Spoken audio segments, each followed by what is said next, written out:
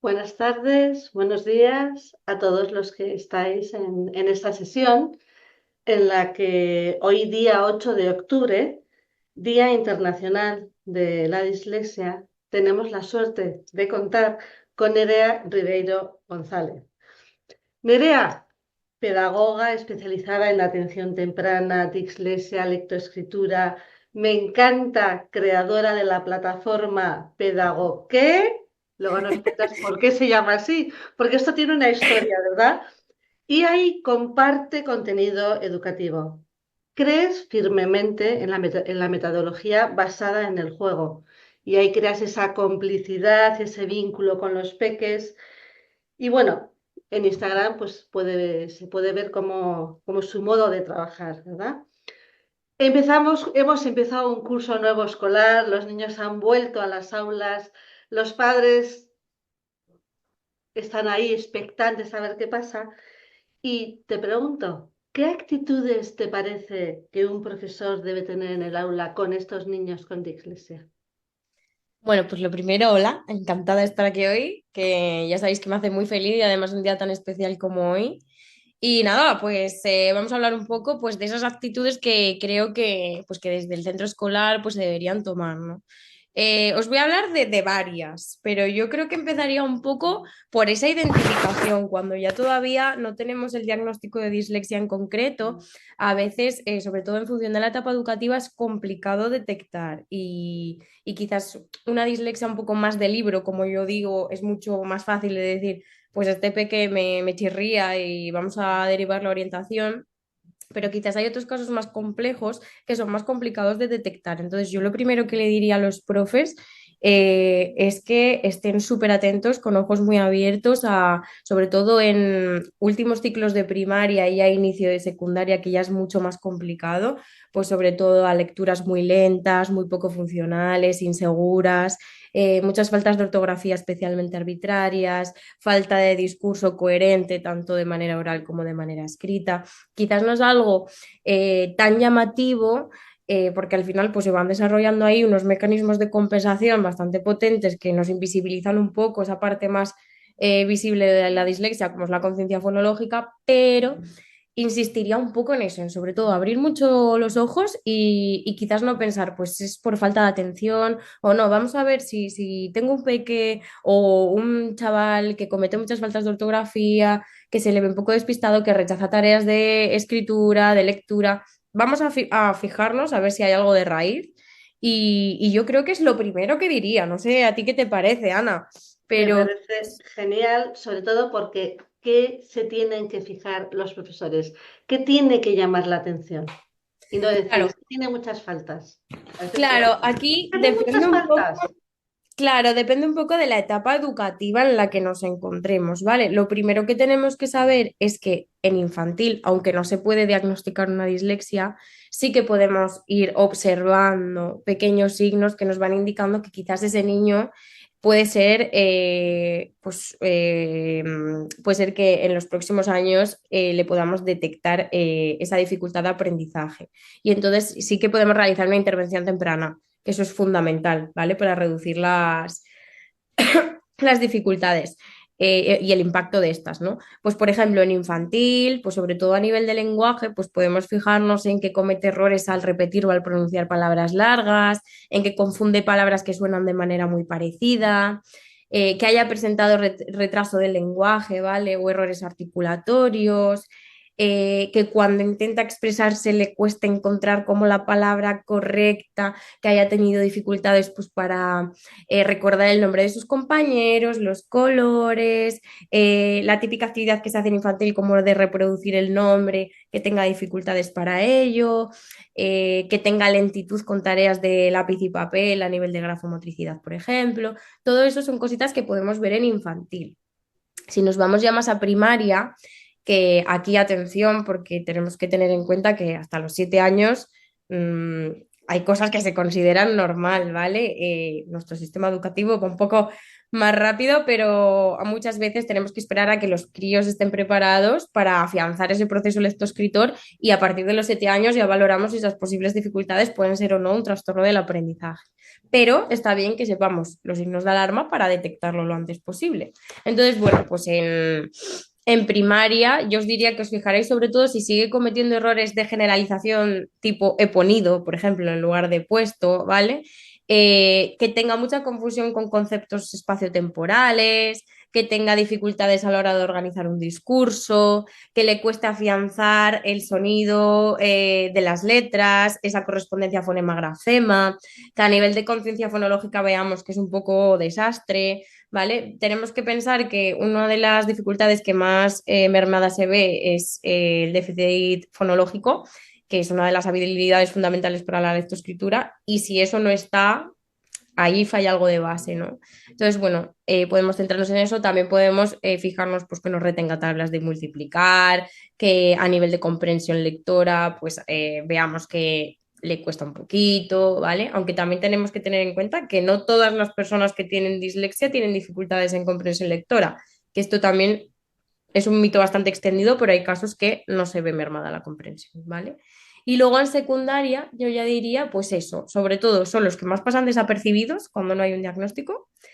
El año pasado, yo os puedo decir que aquí detectamos como 4 o 5 casos de dislexia en secundaria, ya de chavales bastante mayores, y, y sobre todo, pues lo que podemos ver es una lectura muy lenta, pero muy lenta, ¿vale? Para su edad. ¿Qué pasa? Que en este caso suelen ser bastante precisos a raíz de tirar de otros procesos a nivel cognitivo, pero cuando nos fijamos en esa velocidad, en esa fluidez, ahí es donde vemos las dificultades más severas y por lo tanto muchas veces vemos que hay muchas dificultades de comprensión lectora, sobre todo inferencias y demás, ¿vale? Entonces yo os diría que así a modo general hay muchas más cosas, pero que nos podemos centrar en eso. Desde el aula podemos ir viendo esas cositas y si algo nos chirría, derivar a orientación. Muy bien. Nerea, pero los padres, Ujú. ¿qué hacen los padres? Porque muchas veces, claro, tú tienes a tu niño, está en el aula, llega a tu casa con infinitud de deberes. Sí. ¿Qué hacemos con nuestros hijos?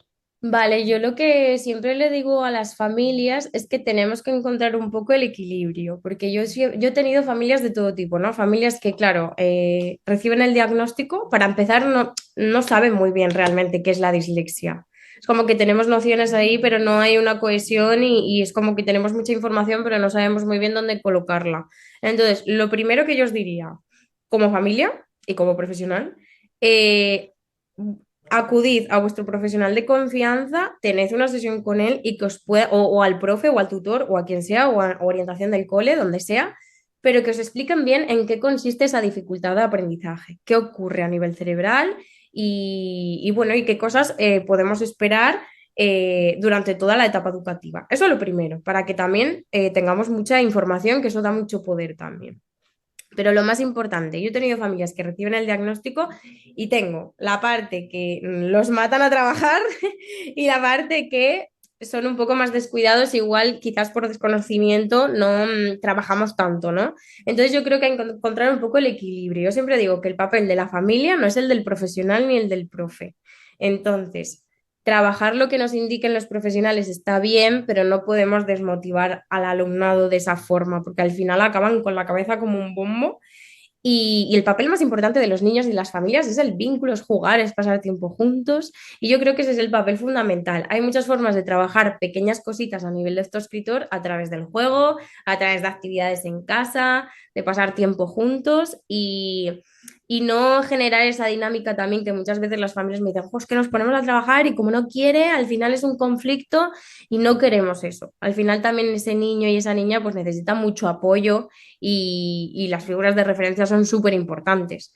O sea que yo diría que el papel fundamental de la familia sería jugar y validar. Nerea, tú en tu autobiografía pones que crees firmemente en una metodología basada en el juego. Y nos has hablado del juego. ¿Por qué no nos cuentas algún juego? Dinos algún juego que pueden realizar las familias.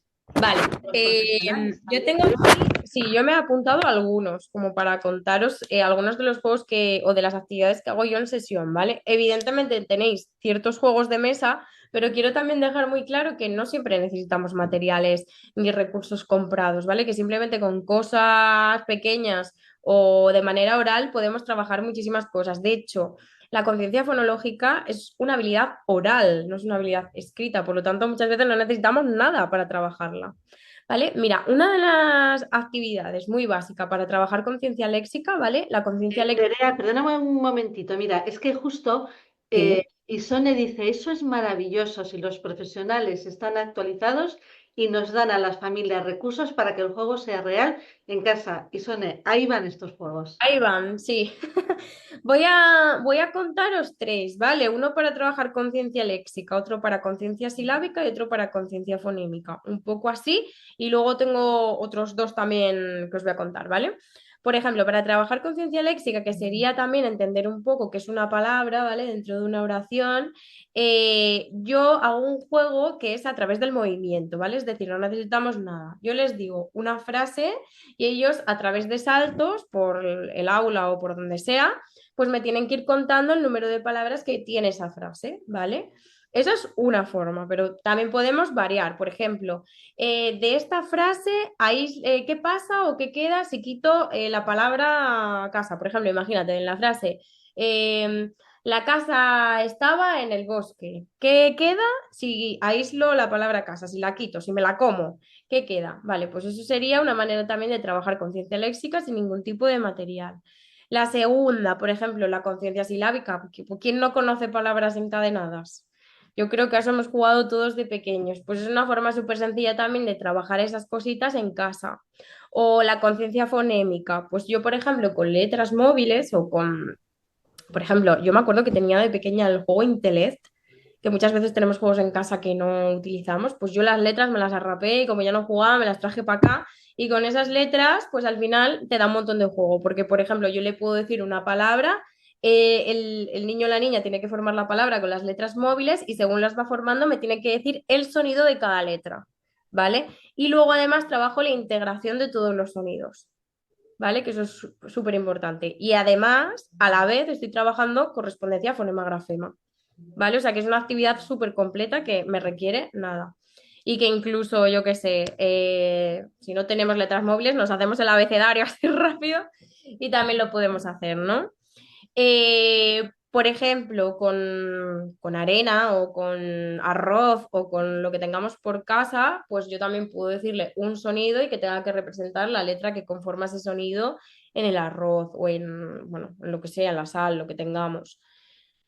Y por ejemplo, una actividad muy típica y muy fácil para trabajar el acceso al léxico y para ampliar vocabulario, el stop. Yo me acuerdo que jugaba de pequeña. La típica que dices, pones categorías, por ejemplo, objetos, colores, prendas de ropa, partes del cuerpo, lo que sea, y vamos diciéndole una letra, ¿no? Y tenemos que pensar todas las palabras que empiezan por esa letra en un periodo de tiempo y luego ir sumando puntos. Ese juego está súper bien y es muy completo. Y al final es que no necesitamos nada más que un papel y un boli. O sea que infinidad de juegos y de cosas podemos hacer en casa sin estar aburridos y sin generar un conflicto. Muy bien. No sé si he dado ideas. No, me has dado muchísimas ideas, ¿eh? Antes comentabas, ¿no? Que, bueno, qué importante es que los padres, dice Nuria que esto último, ¿qué conciencia trabaja? Esto último que has contado, ¿qué El conciencia stop. trabaja? Sí, me imagino que... Vale, el stop no trabaja ni conciencia léxica, ni silábica, ni fonémica como tal, sino que trabajamos ese acceso al léxico y esa ampliación de vocabulario. Lo que pasa en los niños y en las niñas con dislexia en algunas ocasiones, porque ya sabemos que no todos los casos con dislexia son iguales, pero es que hay una falta de vocabulario, ¿vale? Entonces necesitamos ampliar ese vocabulario también para que la lectura pues mejore, ¿vale? Porque, bueno, no sé si lo sabéis, pero nosotros leemos por dos rutas de lectura y a medida que vamos leyendo palabras, pues esas palabritas se van almacenando en nuestra cajita de palabras y entonces mejora nuestra fluidez, ¿vale? Entonces, uno de los aspectos es trabajar ese vocabulario a tope. Muy bien. Nerea, mira, antes comentabas, ¿no? Qué Ujú. importante es que a los padres les expliquen qué es la dislexia, cómo Sí. pueden ayudar a sus hijos. Y mi pregunta es, ¿y a los niños no les vamos a contar lo que les pasa? Vale, aquí nos Hacemos. podemos encontrar todo tipo de opiniones. Yo siempre, siempre, siempre les digo a mis familias que el niño tiene que saber qué le pasa. ¿Por qué? Porque saber es entender. Y yo si entiendo y comprendo que tengo una dislexia, entiendo qué es la dislexia y me explican en qué consiste, dejo de pensar que soy tonto, dejo de pensar que no puedo y soy consciente de la realidad, ¿vale? Es súper importante que hablemos esto sin que sea un tabú, pero tanto en casa como en clase. ¿Vale? Yo lo veo así y mi experiencia me dice también que en todos los casos es mejor. Muchas veces las familias el miedo que tienen es como que crean que es tonto, que por tener dislexia no va a poder. La dislexia es una dificultad de aprendizaje que requiere esfuerzo, evidentemente, pero que se sale para adelante, que los niños tienen un rendimiento académico en muchas ocasiones normal y que con una buena motivación, con una buena conexión con el niño, con un buen aprendizaje, con buenos profesionales y un entorno enriquecedor, no hay ningún problema, ¿vale?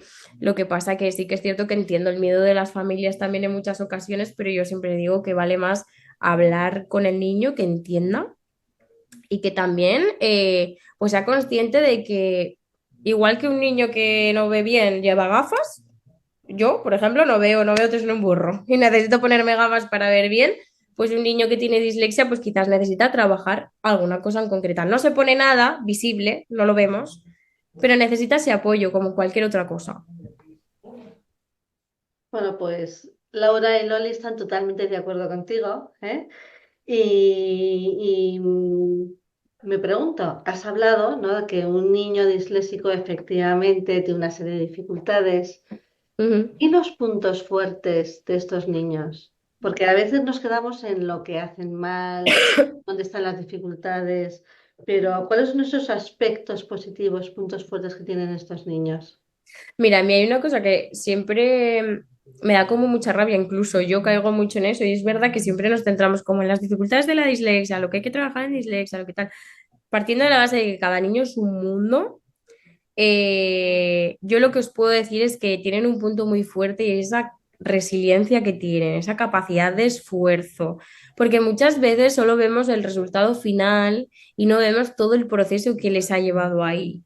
Y yo tengo niños que se esfuerzan muchísimo, que para sacar las notas que sacan o para llegar con todas las tareas hechas al cole, requiere muchas horas y mucho trabajo. Y eso no cualquier persona es capaz de hacerlo. O sea, muchas veces tienen una jornada más larga que incluso la de un adulto. O sea, yo tengo niños que salen del cole, comen rápido, se van a la extraescolar, vienen conmigo, luego llegan a casa y tienen que hacer los deberes, luego cuando ya cualquier tarea de lectoescritura les conlleva una dificultad. Y claro, tenemos que tener en cuenta que esto muchas veces lo digo porque yo creo que no somos muy conscientes, es que una persona que tiene dislexia, decimos, no, es que tiene más dificultades en lengua. Atención, porque si está o sea, si yo tengo dificultades a la hora de leer, yo tengo que leer en todas las asignaturas. Entonces, claro, no es lo mismo que otra dificultad u otro trastorno, ¿no? Tenemos eso añadido, que es que tenemos que leer y tenemos que escribir en casi todas las asignaturas y eso a mí me conlleva un esfuerzo a nivel cognitivo, a nivel físico y a nivel emocional muy grande. Tienen una capacidad de resiliencia brutal y yo creo que sería como el punto fuerte que destaco de todos. Muy bien. Bueno, aquí hay unas cuantas preguntas y Sí. en concreto preguntan del gabinete de ASO, dicen, ¿y qué hacemos cuando un niño adolescente no quiere saber si tiene dislexia o no? Vale, Niños que no quieren y hay padres que tampoco quieren.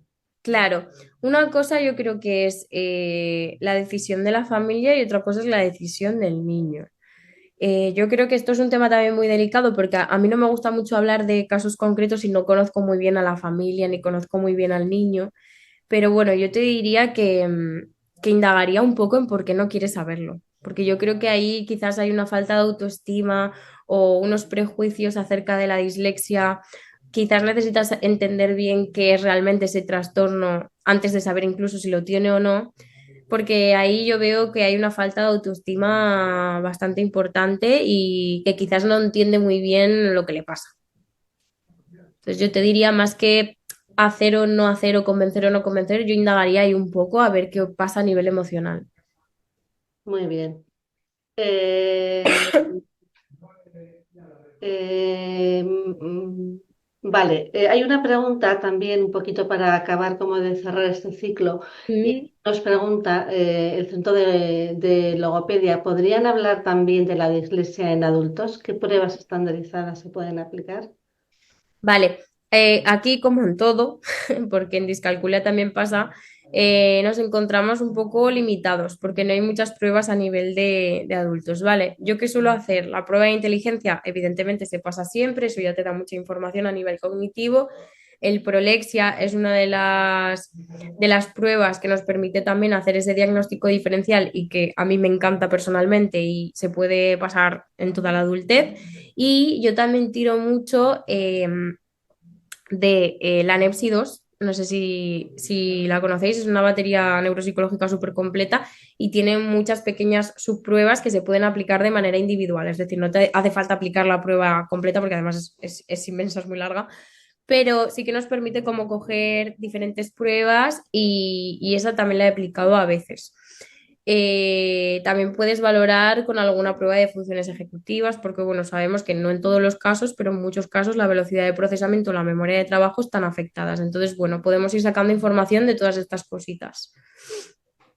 Vale, Nerea, repitamos la prueba que están preguntando si podemos Sí, repetir la prueba. sí, Prolexia y Nepsi 2. Prolexia. Pues os lo pongo por Alexia, el chat, que igual escríbelo, sí, eso es. eso es. ¿Eh? Muy bien. Ujú. Vale, vamos a ver. Aquí hay un tema también que me parece muy interesante, ¿no? Y hablamos de inclusión. Hablamos de inclusión. Y tú hablabas antes de esos juegos, de esa serie de actividades. Sí. ¿Cómo trabajamos, cómo hacemos la inclusión de ese niño dentro del aula, la inclusión en los exámenes, la inclusión en los deberes, la Claro, yo creo inclusión... que aquí deberíamos entender que toda metodología que favorezca al alumnado con dislexia favorece a todo el alumnado. Entonces, creo que simplemente tener un alumnado pues, más diverso, con dificultades específicas, nos hace tener que innovar un poco, pero tenemos que tener en cuenta que esa metodología que elijamos para aplicar en nuestro aula no le va a beneficiar solo al niño con dislexia, sino que le va a beneficiar a todos y nos podemos aprovechar, ¿no?, de esa situación.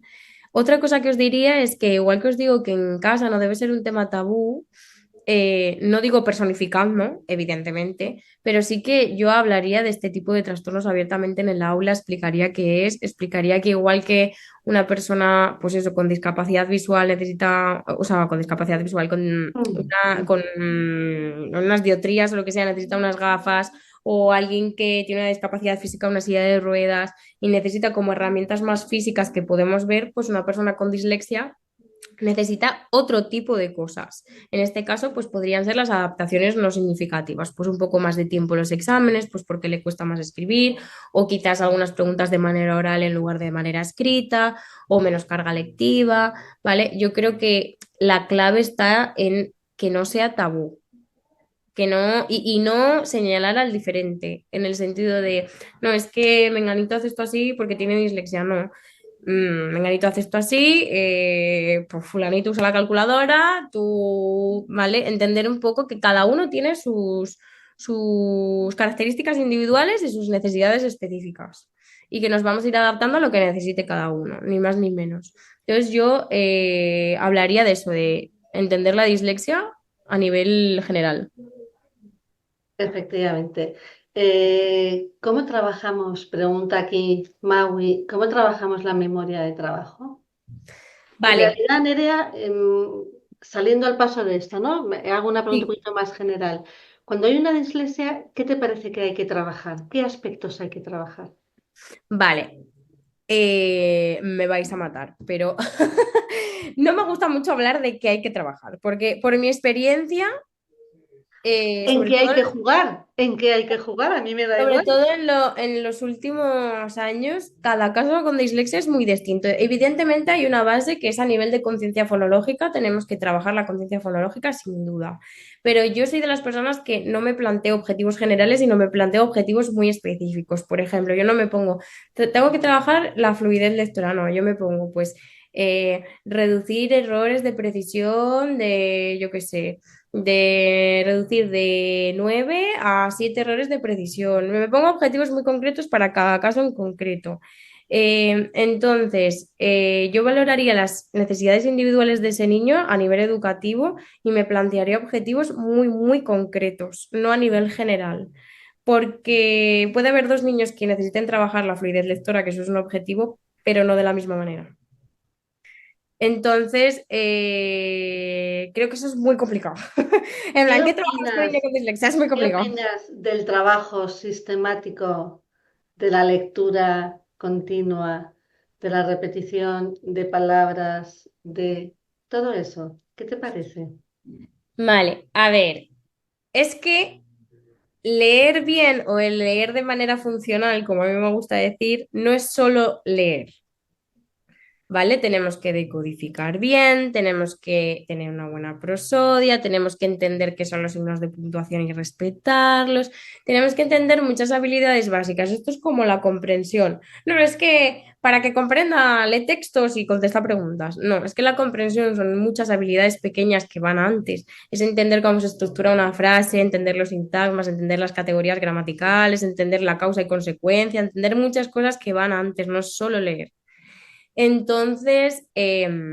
Está claro que la evidencia científica dice que la lectura de sílabas, lectura de palabras en lista, lecturas repetidas, eso es súper funcional para los niños con dislexia y hay que trabajarlo, pero no solo hay que trabajar eso, hay que trabajar muchas otras cosas de manera conjunta. No porque leamos, va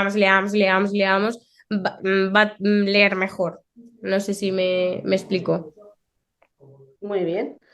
Bueno, Nerea, vamos a abrir ahora un Sí, tema, un ¿no? melón. Un Vale. temazo, ¿no? Porque, claro, muchas veces hablamos de dislexia y la discalculia. ¿Qué me dices de la discalculia? ¿Qué hacemos con Vale. la discalculia? Este es un tema muy amplio, Es un pero tema muy sí, a ver, amplio. Vamos a dedicar también hablaremos en un momento sobre la discalculia, pero sí. bueno, esa relación que hay, que puede haber, ¿qué nos cuentas de esto? Vale, lo primero de todo es que la discalculia y la dislexia no son lo mismo, son dificultades de aprendizaje distintas. De hecho, con la discalculia tenemos una problemática muy grave que yo me encontré el año pasado y me estoy encontrando y es que no se detecta y luego para valorar una discalculia es una locura porque no hay pruebas más allá de los 9 años. Entonces, lo que tenemos que empezar a entender es que no porque se me dé, o sea, no, si tengo dificultades en mate, no es solo que tenga dificultades en mate y ya está, no, es que se le da mal, ¿vale? Pero es que igual hay algo más ahí abajo. Igual estamos hablando de una dificultad de aprendizaje real, ¿vale? Yo creo que infravaloramos muchísimo ese trastorno, por falta de información también, supongo, porque hay poca evidencia científica también sobre él. Pero bueno, no son lo mismo y existe, que es muy importante entender que existe. Y del mismo modo que antes nos has dicho, bueno, como cosas puntuales, ¿no? O específicas para detectar la dislexia, ¿podrías Sí. decirnos alguna cosita? Yo entiendo que es diferente, pero bueno, dos aspectos o dos matices Para detectar con la discalculia. discalculia. Vale, pues muy fácil. Por ejemplo, muchas dificultades para contar hacia atrás, para entender qué número va adelante y qué número va detrás, para, por ejemplo, bueno, ya con sumas, retención de multiplicaciones, no comprender procesos, problemas de comprensión en los enunciados matemáticos. eh, en el conteo, en la subitización, todo esto normalmente son habilidades informales del área matemática que están muy mermadas en discalculia, ¿vale? También hay una velocidad de procesamiento generalmente bastante baja, ¿vale? Hay muchas más cosas porque, bueno, luego cada habilidad de las mates se dividen en formales, en informales, pero bueno. Así como de manera general, yo os diría que os concentráis en eso. También muchas dificultades a la hora del manejo del dinero, de los cambios, todo esto. Vale. Nerea, voy a ir un poquito más allí. Y entonces, Vale. danos un titular de la dislexia, que le da titular para los profesores. Titular Un titular de la dislexia. para los profesores, Vale. De lo que yo quiera. de lo que tú quieras. Vale. Titular para los profesores. Vale. No puedo evaluar una dificultad. Me explico. Ese sería mi titular. Muchas veces, por ejemplo, un dictado con nota en una persona con dislexia, ¿qué sentido tendría? ¿No? Porque ¿qué evalúo en un dictado? Generalmente evalúo pues la mayúscula, las faltas de ortografía. Claro, esto en un niño o una niña con dislexia no tiene mucho sentido, porque ¿qué hago? Le pongo una nota en función de la dificultad que tiene. Es como si yo que no veo un pimiento me quito las gafas y me evalúan leyendo un encerado de aquí a 5 metros que no veo nada de nada. Entonces yo creo que tenemos que hacerle ahí un chip e intentar no evaluar sobre las dificultades, ¿no? Intentar evaluar de manera que todos tengamos como pues, las mismas oportunidades. ¿Y ese titular para los padres cómo sería? Titular para los padres. Mm.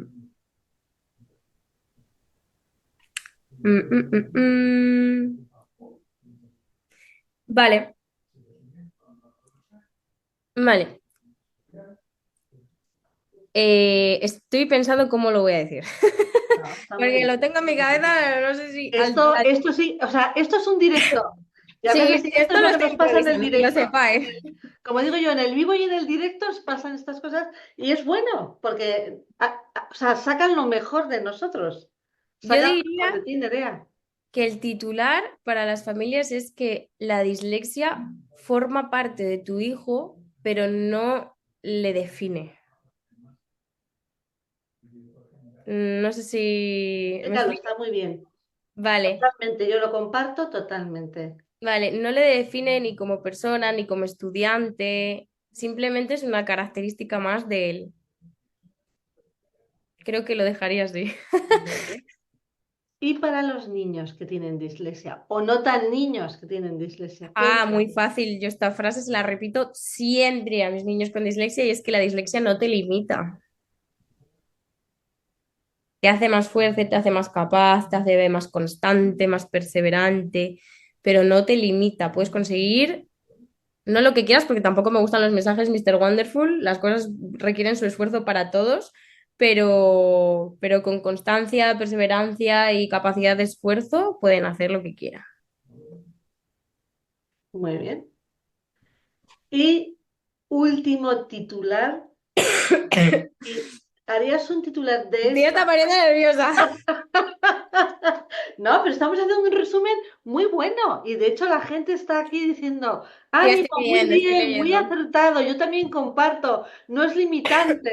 Estoy leyendo, Sí, estoy quiero leyendo. decir que qué bonito porque que es verdad que muchas cosas las sabemos, están en los libros. ¿Qué es lo que nos Sí, interesa? Esos titulares, ¿no? Eso sí. que hace un resumen y que dices, ah, qué idea tan buena me ha dado, ¿no? Y que por eso, ¿no? No nos has contado, creo que es el momento, por eso tú se llama, ¿cómo se llama? ¿El qué, Que perdona? tú trabajas, lo que tú has, ¿cómo se llama? Ah, Pedagogo, pedagogía, ¿no? pero pedagogo, ¿qué? ¿Cómo? Ah, Cuéntanos esto. ¿queréis que os cuente de dónde viene mi nombre? Vale, pues mira, es que yo, bueno, yo estudié pedagogía, ¿no? Como todos sabéis. Y cuando mi familia me preguntaba, pero en la vereda, ¿qué está haciendo? Y yo siempre decía pedagogía y todo el mundo me respondía, ¿pedago qué? ¿Cómo? ¿Pedago qué? Y entonces cuando yo me creé la cuenta de Instagram, dije, ¿qué mejor nombre? No hay nombre que me defina mejor que pedago qué. Y de ahí surgió la cuenta. Y a día de hoy estoy muy contenta porque yo creo que cada vez se sabe más sobre la pedagogía, sobre los profesionales de la pedagogía, las funciones y lo mucho que tenemos que aportar también junto a todos los profesionales. Y nada, y esa es la historia. Por tanto, si cerramos esta sesión, ¿cómo la cerrarías? ¿Cuál es la frase resumen? La frase resumen, pues que no infravaloremos las dificultades de los niños. Porque, y ahora ya me pongo un poco más seria, pero porque yo he visto pasar por aquí, bueno, hemos visto mis compañeras y yo pasar por aquí a muchos niños y a muchos chavales con muchas dificultades y con dislexias no detectadas y han sufrido mucho durante su etapa escolar. Claro, esto no es culpa de nadie porque al final yo también entiendo que los recursos, por ejemplo, aquí en Asturias hay muchísima lista de espera, en orientación y bueno, pues al final se evalúan los casos pues, más visibles o con más dificultades y yo lo entiendo. Pero sí que, jolín, sí que si vemos a un chaval que tiene dificultades, no pensemos que es vago, que no quiere hacer las cosas, que no, vayamos un paso más allá y investiguemos un poco porque igual ese rechazo viene de algún sitio. Y es lo que, con lo que yo cerraría la sesión. Muy bien. Bueno, pues Nerea, muchísimas gracias por esta sesión. A A todos vosotros. los que estáis viéndonos, también deciros, ¿no? Que si queréis profundizar más en el tema de la dislexia, discalculia, desde la UNIR impartimos un experto en dislexia, discalculia. Y bueno, pues tenéis ahí toda la información. Desde títulos os dejan ahí un enlace para que podáis recibir más información. Y yo creo que todos unidos a favor de la De la dislexia. dislexia, totalmente. Muchísimas Oh, gracias, Andrea. muchísimas gracias, Ana.